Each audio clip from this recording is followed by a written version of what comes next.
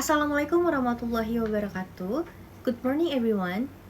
First of all, I would like to thank you for giving me this opportunity to speak in front of you all today. Allow me, let me introduce myself. My name is Serila Indriana.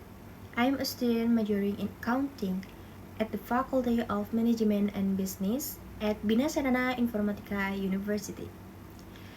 On this occasion, I would like to talk about the richness and diversity traditional Indonesian food, which is an important part of our culture and identity as Indonesia. Indonesia is a country rich in culture, including in terms of food. Each region has unique and appetizing culinary characteristics, such as one plate fried rice, two bowls of soto, or several pieces of rendang. In Indonesia, we can find many restaurants, markets, and street stalls that sell regional specialties. In Padang, there are many meat-based dishes such as rendang. In Yogyakarta, there are several sweet snacks such as bapia. Meanwhile, Bandung is known for many bandrek cups and various traditional cake. Culinary is not only about taste, but also part of culture identity. Traditional food is passed down from generation to generation and become a symbol of together in the family and community. When we enjoy regional specialties, we are actually also getting to know the history and tradition of the region. The diversity of Indonesian cuisine show that we have many different culture but are united. By trying various meals from other regions, we can learn to appreciate the tradition and habits of the Indonesian people. Therefore, we must maintain and preserve traditional Indonesian food so that the young generation continue to know various recipes, ingredients, and flavors typical of the archipelago. Finally, that's what I can say about the richness and diversity of traditional Indonesian food. Let's continue to preserve and be proud of traditional culinary as part of our nation identity. Thank you for your attention. I apologize if there are errors in my delivery. Wassalamualaikum warahmatullahi wabarakatuh. Assalamualaikum warahmatullahi wabarakatuh. Good morning, everyone. First of all, thank you for the opportunity to present today. My name is Serila Indriana, and today I would like to explain about comparison in English grammar. In this presentation, we will learn the type of comparison, their formula, and some example sentences. I hope this presentation will be useful and easy to understand. Now, let's move on to the definition of comparison. Comparison is the act of comparing two or more things to find similarities or difference. In English, there are 3 degrees of comparison: positive, comparative, and superlative. The first is the positive degree. Positive degree is the basic form of an adjective without comparison, such as tall, fast, and beautiful. The formula of positive degree is subject plus to be plus us plus adjective plus as and then plus object. Positive degree is used to express that two things have the same or equality. For example, number 1, she is as tall as her sister. Number 2, this book is as interesting as that one. Next, I will explain the negative form of positive degree.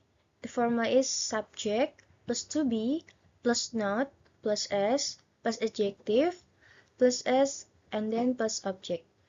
This form is used to show that two things do not have the same equality. For example, he is not as smart as his brother. It means his brother is smart than him. Number two, another example is this car is not as fast as that one.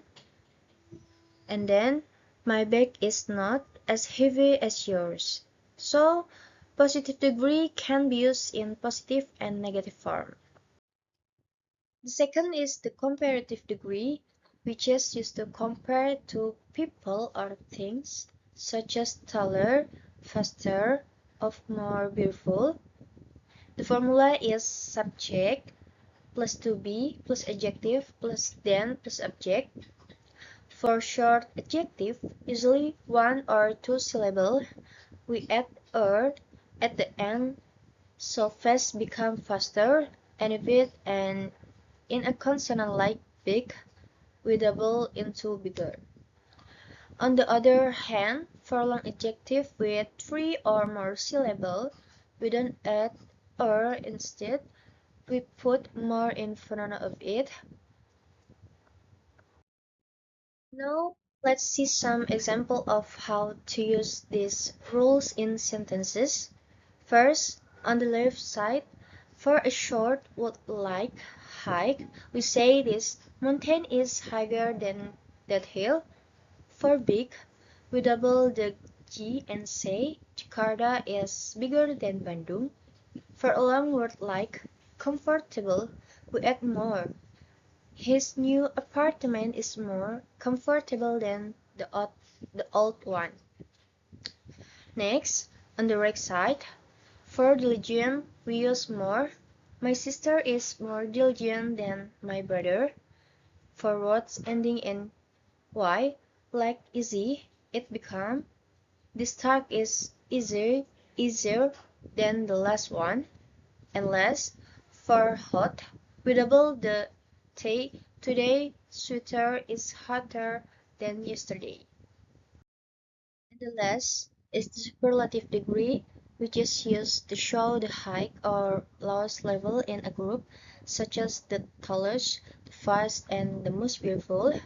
The formula is subject plus to be plus the plus adjective plus in or of.